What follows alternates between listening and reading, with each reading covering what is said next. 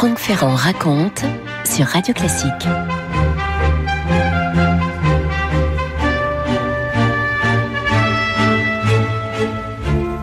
Nous sommes dans l'île de la Cité, de boulevard du Palais, devant les portes de la préfecture de Paris, le 3 juillet 1893. Il y a là toute une petite foule d'étudiants en colère qui ont déjà renversé les kiosques à journaux, arraché des pavés. Ils s'attaquent maintenant aux grilles qui sont autour des arbres. On a dévissé les bancs publics, on va envoyer un peu. Tout ça projeté contre la porte de la préfecture et contre les vitres. Ils sont enragés, les étudiants. Ils veulent prendre la préfecture. Au départ, tout ça est parti de pas grand-chose. Le bal des étudiants des Beaux-Arts, quelques mois plus tôt, avec de petits spectacles, dont celui d'une Cléopâtre dénudée. Il faut vous dire que ces balles d'étudiants en art avaient tendance un peu à dégénérer parfois. Et la Ligue de la défense de la morale a porté plainte. Elle a fait condamner des organisateurs du bal à de la prison avec sursis. Et là, les étudiants ont trouvé que c'était trop. Ils ont manifesté. Il se trouve que le préfet de police a ordonné aux policiers de charger. Il s'appelle Lozé, le préfet. Un passant a reçu un projectile, il en est mort, et là, c'est l'émeute. Vous savez comment ça se passe. Et voilà maintenant la préfecture assiégée avec une bataille qui va durer 3 jours de rang. Faut pas oublier que le souvenir de la commune n'est pas très éloigné à l'époque. On est en 1893, ça fait 22 ans. Le gouvernement, c'est un gouvernement d'union des gauches. Le gouvernement Dupuy va finir par faire intervenir l'armée. Et à ce moment-là, quand même, les étudiants rentrent chez eux. Le 10 juillet, donc une semaine après, le préfet de police saute. C'est un autre qui est nommé à sa place. C'est Louis Lépine, petit homme sec, Louis Lépine, dynamique à la barbichette pointue. Il est lyonnais, conservateur et amoureux de l'ordre, mais aussi, disons-le, tout entier dévoué à la fonction publique et à la République. La préfecture de Paris, il en rêvait. À l'époque, le maire de Paris, ça n'existe pas. Il n'y a pas de maire de la capitale, il y a des maires d'arrondissement, mais le conseil n'est que consultatif. C'est le préfet qui administre directement la capitale et surtout sa police. C'était peut-être pas plus mal, vous me direz. Lépine est un réformateur, il veut réconcilier la préfecture avec le conseil municipal, il veut instaurer des permanences dans les commissariats, faire installer le téléphone, réglementer la circulation, rendre les policiers, à la fois plus experts, plus compétents et plus populaires. Bref, il réforme tout, il prend à bras le corps, la sécurité dans la rue et le maintien de l'ordre. Ça ne veut pas dire que pour autant il s'intéresse à la politique. Dans ses souvenirs, tout le personnel politique en prend pour son grade. Les radicaux, des démagos, dit-il. Les socialistes, des ambitieux et des jaloux. Les anarchistes, des misérables. Et de l'autre côté, les cléricaux, des pharisiens. Les nationalistes, des séditieux. Et personne ne trouve grâce à ses yeux. Il se méfie de la politique, Lépine. Il se méfie aussi de la police politique. Il n'a pas le goût des intrigues ou des manipulations. C'est pas du genre, lui, à infiltrer les différents mouvements. Lépine voudrait une préfecture neutre. Le problème, c'est qu'à l'époque, la politique est omniprésente et qu'il va être, lui, rattrapé par la politique. Franck Ferrand sur Radio Classique. On a fait un saut de quelques semaines, quelques mois en avant. 9 décembre 1893, à la Chambre des députés, il est 4 heures de l'après-midi, un homme surgit de la tribune du public et lance une bombe en direction des bancs de la droite qui explose la bombe en l'air. Il y a des clous qui sont projetés un peu partout, ça fait de la fumée, on entend des cris. Les députés se précipitent vers les sorties. Il y a 2 blessés légers qui ont été raflés par les clous. Disons les choses, il y a eu plus de peur que de mal, mais ça n'est pas rien quand même. Après 20 minutes, le président de la Chambre fait retentir la sonnette. « Messieurs, la séance continue !» Il y a quand même un autre blessé, c'est l'auteur de l'attentat, un anarchiste de 31 ans qui s'appelle Auguste Vaillant. Et il avoue qu'il a voulu venger Ravachol. Ce Ravachol en question, il avait été guillotiné 2 ans plus tôt pour 3 assassinats qu'il avait commis. C'est un engrenage, si vous voulez, de condamnation et de vengeance. Vaillant est condamné à mort pour la bombe qu'il a fait sauter au sein de l'hémicycle. Or, le président de la République va lui refuser la grâce. Le président, c'est Sadi Carnot à l'époque. Et donc, comme pour Ravachol, on va voir Vaillant guillotiné. 12 février 1894, une autre bombe éclate dans une brasserie de la gare Saint-Lazare avec pas mal de blessés. Il n'y a pas de bourgeois innocent, dit l'auteur. L'auteur, c'est Émile Henry. Voyez, on se rappelle tous ces noms des anarchistes, Auguste Vaillant, Émile Henry. Et devant la cour d'assises, mes mains sont couvertes de sang comme votre robe rouge, dit-il. Et allez, lui aussi, est guillotiné en mai 94. Les anarchistes n'arrivent pas à déstabiliser ce régime qui s'est installé maintenant. Mais il faut quand même dire qu'il lui porte des coups et des coups terribles. Le préfet Lépine est lui-même témoin de l'attentat le plus dramatique. Et là, vous me voyez venir, évidemment, nous sommes en juillet 94. Et si vous me permettez, je passe la parole à Louis Lépine. C'était à Lyon, le soir de l'ouverture de l'exposition industrielle. Déjà, on s'était levé de table quand nous vîmes passer sous nos fenêtres le landau présidentiel qui se rendait au Grand Théâtre. Le président de la République, donc c'est le président Sadi Carnot, le maire, le gouverneur militaire, le préfet, allongés sur des coussins, semblaient jouir de cet instant de bien-être qui suit les festins.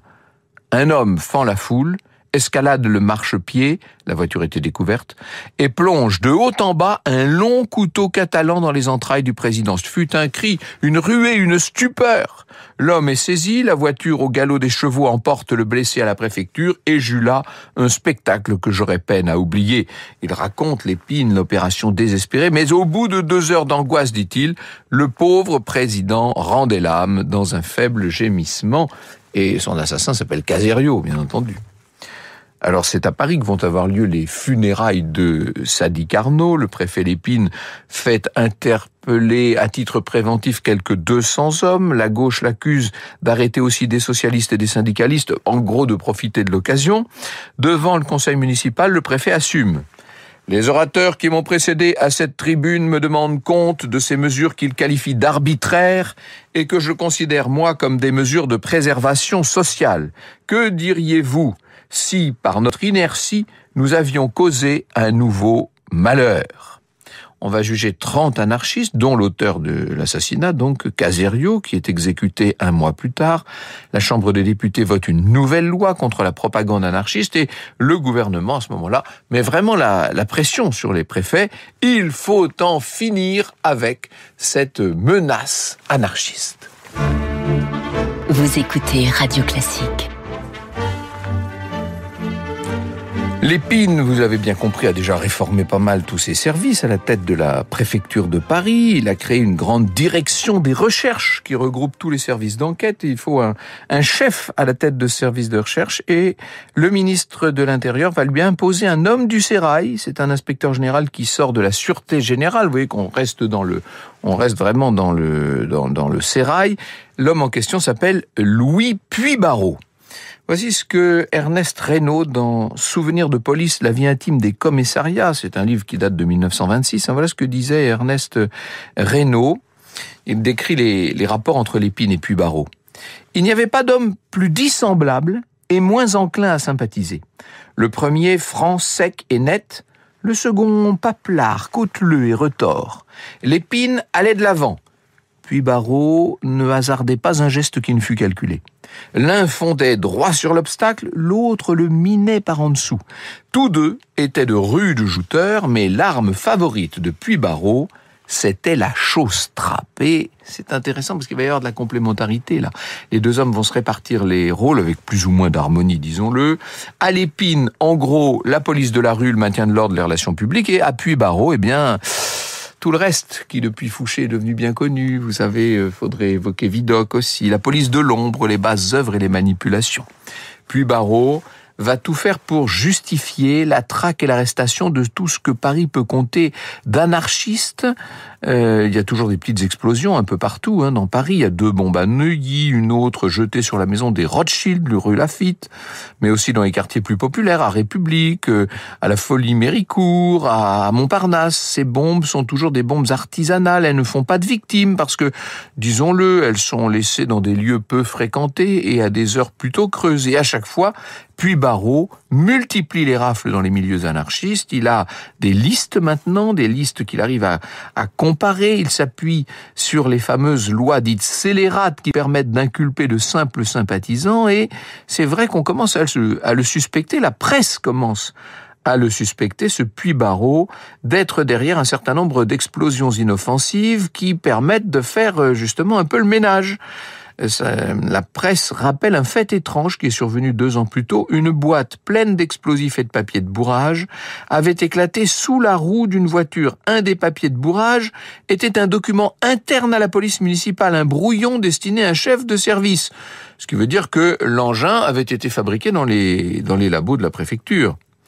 Jacques Porot, dans son Louis Lépine, qui est paru en 94, a recensé les articles de presse accusateurs. Il cite le journal Le Jour en mai 96. On dit Puybarrot comme on dit Javert. À lui tout seul, cet homme représente une institution, un principe. Il est le mouchard, nous dit-il.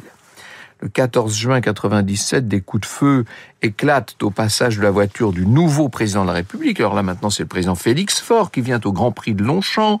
Et voici ce que raconte le grand journal, le grand quotidien de l'époque, Le Temps. Le coup est parti de derrière les massifs qui sont à droite de la descente. Personne n'a été atteint. La foule s'est aussitôt précipitée dans les massifs à la recherche de l'auteur de l'attentat. Elle a pris un agent de la sûreté en bourgeois pour l'auteur de l'attentat, lui a lacéré les vêtements et ensanglanté le visage. Si les agents du service de l'Élysée n'étaient pas venus au secours de leurs collègues, la foule l'eût écharpé.